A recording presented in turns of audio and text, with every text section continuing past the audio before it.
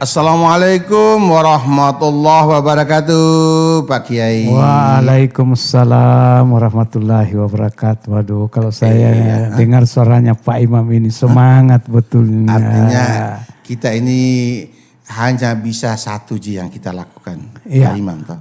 Iya. Urus kawin. Urus tahlilan. Tahlilan ya. Yang penting orang meninggal lah. Iya. Orang yang mau pesta. Urus akikah. Mau apa nama itu? Itu yang potong-potong itu. Sunat. Ya. Kan di kampung juga ada sunat juga. Baru ada juga yang bilang itu urus tanah. Ya. Utama tanah masjid. Sengketa tanah. Iya. Jadi batas tanah. Jadi sekarang begini kita ini kerjanya orang di kampung Pak Imam hanya itu Pak. Iya. Jadi ini ada amanah dari jamaah. Iya. Dia ingin, saya bilang jangan kau tanya begitu sama saya. Saya ini kalau kau mau jadi makmum silakan. Tapi kalau masalah hukumnya, bagaimana anunya, terbagus menurut agama, kiai yang tahu. Dan itu nanti saya bawa saja, saya sampaikan kiai nanti di RRI siaran subuh. Nanti kalau kau mau dengar di situ penjelasannya Pak Kiai di situ. Insya Allah. Iya. Jadi begini Pak Kiai. Iya. Ini tanah. Iya. Tanah. Ya tanah ini. Ini sudah apa namanya? Sudah diserahkan. Tanah ini kan milik ya. Diserahkan kepada orang diserahkan. Mungkin bentuk wakaf atau hibah. Artinya bahasanya bahwa itu sudah dialihkan. Alihkan tapi dalam arti bahwa ini adalah tanah milik. Bahasanya bahwa milik pribadi. Milik pribadi, ya. Setelah itu tanah ini kan berbatasan. Ya. Dengan tanah di sebelah. Di sebelah, ya. Tapi ini yang menjadi masalah, bertautan dengan tanah ini. Ini kan ada satu pohon di situ, di batasnya itu. Tapi ini pohon ini bisa bergerak. Padahal berbuah aja itu, tapi dia bisa jalan. Iya. Dia pindah tempat. Persis dia berbuah mau masak itu. Pindah tempat ini. Pindah. Kenapa kau di situ? Lagi. Nah, saya sudah di sini tinggal. Kenapa? Itu Bapak dikasih aku lihat kayak itu dia. Pagarnya yang jalan. Jangan batasnya yang jalan. Saya tidak mau bilang pagarnya yang jalan Pak. Pohon itu yang lompat. Jadi apakah itu saya tidak tahu bahasanya Pak Kiai. Pagarnya yang jalan. Ataukah pohon ini lompat pagar. Ini masalahnya. Tapi terserah anunya itu. Jadi inilah yang menjadi sampai hari ini. Tidak pernah selesai. Tidak pernah selesai. Tapi saya masih ada rasa apakah senang. Senang katanya. Karena katanya saya dengar juga di YouTube.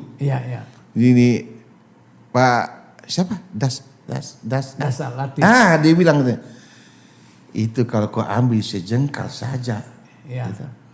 Yang sejengkal itu turun sampai di bawah itu yang dalam itu. Berapa mili itu di bawah itu. Baru dikalungkan kau nanti di hari kiamat. Tapi dia berbentuk api katanya. Itu jadi sikap saya terbagusnya seperti apa. Kalau ini yang lompat ini. Pohon ini yang lompat. Ya tidak apa. Tapi pohon lompat itu lari ke belakang itu berapa meter itu. Bagaimana gitu Pak Kiai. Jadi mohon maaf Pak Kiai. Ini istilahnya tadi ini Bapak dibilang pohonnya yang lompat. Tapi Pak Kiai tadi bilang pagar yang lompat. Jadi dua-duanya yang mana yang benar, yang mana dan bagaimana yang sesungguhnya menurut yang bisa saya pahami. Jadi ini memang persoalan tanah ini juga persoalan rumit. Dan itu sering terjadi dalam masyarakat. Ya. Hah? Nah, Berarti bukan saja ini Bapak. Jadi kebutuhan kita terhadap tanah itu sangat besar. Oh. Sementara tanah itu juga tidak bertambah, malah berkurang. Itu bertambah tadi itu. Ya. Itu pohon tadi yang lompat, pagar yang lompat tadi. Itu bertambahnya itu, jadi bertambahnya lahan itu biasa karena perlakuan. Bukan tanah itu bertambah. Tanah kita yang bertambah itu karena perlakuan. Bukan tanah itu yang bertambah. Perlakuan itu yang menjadikan sehingga bertambah. Berarti Bapak punya istilah tadi itu agak keliru bukan pohonnya itu yang lompat, tapi dilompat dan Pak Kiai aja bilang bukan pagar yang lompat, tapi perlakuan yang lompat. Oh. Nah, makanya kita harus hati-hati. Karena itu memang kita tidak bisa lepas dari tanah. Karena dalam Al-Quran Allah berfirman, minha khalaqnakum wa fiha nu'idukum wa minha nukhrijukum taratan ukhra. Apa artinya itu? Kamu diciptakan dari tanah. Kamu diciptakan dari tanah. Nah, nanti akan dikebumikan dalam tanah. Nanti kau akan dicoblos ke dalam tanah. Kemudian nanti akan dibangkitkan pada kali yang lain dari dalam tanah. Jadi kamu diciptakan dari tanah. Kamu akan disuruh di lompat di dalamnya. dalam tanah. Ya. Baru kamu akan dibangkitkan juga dari tanah. Semua dari tanah. Semua. Dan itu semua punya konsekuensi. Bagaimana konsekuensi? Ya. Itulah yang tadi. Tunggu dulu. Pak, kau dengar ini Pak Kiai bilang lah. Saya tidak mau sebut namamu. Iya. Nanti didatangi. Cukup dengar saja. Ya. Apa jangan sampai nanti tetangga sebelah yang pohon lompat itu dia datangi. Kalau saya tidak mau sebut namamu. Sekarang kita lihat dari efeknya dulu. Ada orang bertetangga, tahunan tidak baku omong, tidak baku tegur, itu gara perlakuan terhadap tanah, terhadap batas. Ada orang yang sudah bertahun-tahun, bertetangga lagi, jangan saya bertetangga rumah, tetangga lagi tanah. Tapi karena perlakuan yang salah, sampai hari ini belum baku bicara. Sudah kena berapa hukum? Dikena hukumnya memutuskan silaturahim mutukan itu dikatakan tidak bisa masuk surga. Nah itu satu. Nah, cuma persoalan pagar yang pindah atau pohon yang pindah itu cuma gara-gara itu. Nah yang kedua itu memang dikatakan bahwa hati-hati karena yang disampaikan Pak Imam tadi yang dikatakan Pak Rasul, memang ada hadis Rasul yang mengatakan An Abi Hurairah taqala qala Rasulullah sallallahu alaihi wasallam la ya'khuzu ahadun shibran minal ard bi ghairi haqqih illa tawakahu Allahu ila sab'i ardina yaumal qiyamah. Hati-hati. Apa artinya itu? Tidaklah salah seorang dari kamu yang mengambil sejengkal tanah tanpa tidak hak. Tidak seorang dari kamu artinya ada orang yang sejengkal tanah. Cuma sejengkal. Nah, tapi kata Pak Imam tadi sejengkal, tapi kalau diukur ke bawah berapa lapis itu? Itu Pak Ustaz. Sejengkal saja. Tanah tanpa hak. Melainkan Allah akan menghimpitnya dengan 7 lapis bumi pada hari kiamat kelak. Jadi itu satu jengkal diambil. Dia akan menghempit kita. Waduh. Jadi itu tadi Pak Kiai. Satu jengkal tadi itu setengah meter atau berapa meter lompat itu pohon tadi, itu kali ke belakang panjangnya berapa itu? Iya. Lagi ke dalamnya. Oh begitu dihitung Iya, panjangnya tadi. Panjangnya dihitung lagi. Nah sekarang kalau jangankan dengan di situ nanti dihimpit dengan satu jengkal sampai ke bawah itu, pot saja disimpan di bahu 3 itu kita sudah ngos-ngosan memikulnya. Tidak goyang-goyang. Apalagi ini yang mau menjepit. Makanya bahkan ada yang versi lain yang memang banyak hadis-hadis yang tentang persoalan tanah ini yang kita mau mengambil curi tanahnya orang hanya sejengkal. Ada yang mengatakan akan dijadikan kalung dan pada saat dia jadi kalung itu tadi sudah ternyata kalungnya itu kan sangat panas. Seandainya kalung seperti berlian dan emas kalau kita capek pakai kan pergi kita gade pergi. Nah ini tidak bisa lepas. Tapi mudah-mudahan saja itu kalung yang dipakai itu tidak tertulis seperti ini tanahnya anu. Itu kalau yang labelisasi itu ya tetap akan kena. Nah makanya. Iya. Sekarang memang persoalan tanah itu terjadi di mana-mana. Iya. Ada yang sudah dikatakan penyerobotan, ada yang sudah dikatakan pengambilan paksa, Padahal kadang kan juga orang ada yang terlalu gampang.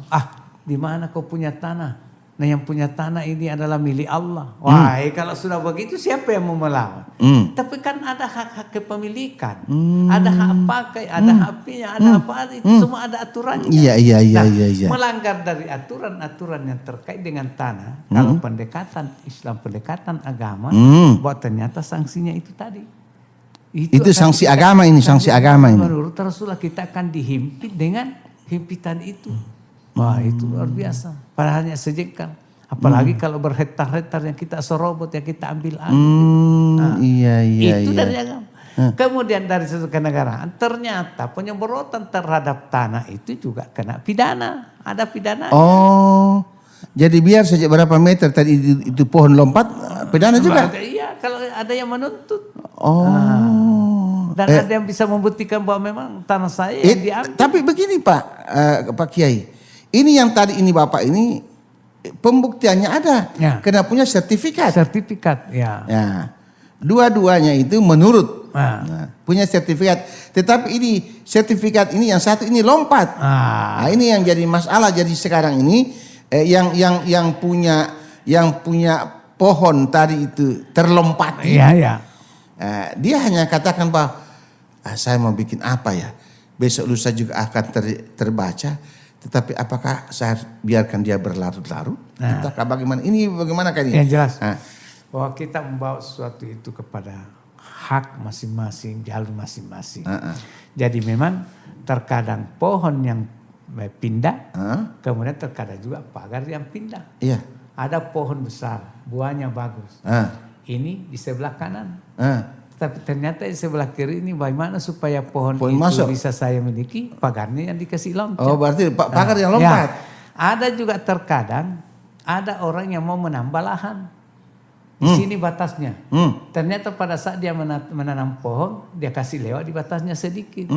Nanti sudah ada, setelah tumbuh itu pohon dia bilang saya yang tanam ini. Iya. Saya punya. Ya saya punya. Iya. Padahal dia tanam memang sudah di sebelahnya, bukan lagi di lokasinya. Bukan Jadi lokasinya. ternyata perluasan itu saya perlakuan. Terkadang pohonnya yang ditanam lewat batas, tapi terkadang pagar yang dikasih pindah lewat pohon. Tapi semua itu kalau dia dalam keadaan kita mengambil dan itu dikatakan tadi gairu haqqi, bukan haknya. Haknya tetangganya. Maka itulah nanti yang akan menjadi himpitan nanti pada hari kiamat. Oh, jadi kalau ini yang terjadi menjadi himpitan nanti dirinya pada hari kiamat. Jadi kembali pertanyaan ini, mohon maaf ini. Artinya hanya sekedar saja. Iya. Karena walaupun bagaimana kan pada prinsipnya menurut itu ini kan punya sertifikat. Iya. Jadi sarannya Pak Kiai yang terbagus itu seperti apa supaya perenungannya ini enak? Sekarang begini, biasa kadang di masyarakat, tapi mudah-mudahan ini kita sadari. Orang-orang kan sudah ada yang dipercarakan untuk mengurus tentang tanah itu. Yang bisa menentukan ini pemiliknya, seluas ini, batasnya ini. Itu orang yang diberi amanah itu untuk mengurus di badan pertanahan. Itu harus komitmen. Jangan seperti yang Pak Imam katakan. Si A mengaku miliknya tanah itu dan ada sertifikat yang diperlihatkan. Datang si B mengatakan tanahku, ini juga sertifikatnya. Berarti tanah itu sudah sertifikat ganda. 2 kali. Makanya alhamdulillah sekarang semakin canggih teknologi. Saya pernah ikut sosialisasinya pertanahan sekarang itu bahwa ternyata milik-milik tanah kita itu sudah terdeteksi di sistem aplikasi. Jadi tahu itu. Oh ini datanya itu tanahnya si Anu, tanya si Anu. Dia mudah-mudahan tidak ada lagi yang ganda. Kemudian kepada masyarakat, tanamkanlah kesadaran bahwa seluas-luasnya tanah yang kita miliki, apalagi kalau kita dengan perampasan, itu tidak akan memberikan ketenangan kita untuk menjalani hidup. Di dunia pun palingan kalau dirasakan pengakuan bahwa banyak tanahnya. Tapi suatu ketika tanah itu juga akan ditinggalkan, malah jadi perebutan lagi di belakang, itu menjadi persoalan. Artinya agama tidak melarang kita untuk Iya, memiliki iya, tanah. iya, Tidak melarang kalau kita mau mengambil, mau hibahkan tanah, tidak. Iya. Tetapi ya jangan sampai kita di luar koridor-koridor yang ditetapkan. Ada aturan-aturan kenegaraan. Kemudian ada landasan-landasan hukum yang kita harus taati tentang agama. Bagaimana kepemilikan tanah. Karena kita itu, nah kemudian ya memang manfaatkanlah lahan yang diberikan oleh Allah ini 8 dosa itu kan untuk kita menggali. Makanya ada lagi yang dikatakan huwa ansha'akum minal ardi wasta'marakum fiha. Kamu diciptakan dari tanah dan kamu akan diciptakan untuk menjadi pemakmurnya. Pemakmurnya. Bagaimana makmurnya itu tanah? Silakan diolah. Kalau ada tambahan di bawahnya silakan diolah. Tapi yang tidak boleh adalah spekulasi. Yang tidak boleh adalah pura-pura mengaku miliknya padahal dia tahu sesungguhnya bahwa bukan miliknya. Dan jangan membawa persoalan itu ke mahkamah. Karena juga orang yang pergi menggugat di situ. Ya, ternyata bahwa bukan dia punya tapi dia karena mau memiliki dia masukkanlah kepada pengadilan. Dan ya resahnya di masyarakat terkadang ada yang bisa menang. Ya. Padahal ada orang mengatakan ya kalau dirun dari pertamanya ini pemiliknya. Kenapa dia menang? Karena mungkin data-datanya dia lengkap juga. Makanya memang administrasi yang berkait dengan tanah itu harus jelas. Makanya sesungguhnya kerja mereka di pertanahan ini sudah bagus. Karena saya juga pernah membeli sebidang tanah. Nah itu sudah sempurna karena ditulis di sebelah kanannya si batas-batasnya, batas-batas. Di sebelah kirinya si anu, di sebelah baratnya si anu. Nah, itu yang terjadi kegalauan biasa itu karena itu tadi. Ada orang yang mau juga mengaku bahwa saya punya dengan macam cara lah. Ini jadi kalau begitu ya. Ini bisakah kita geser sedikit.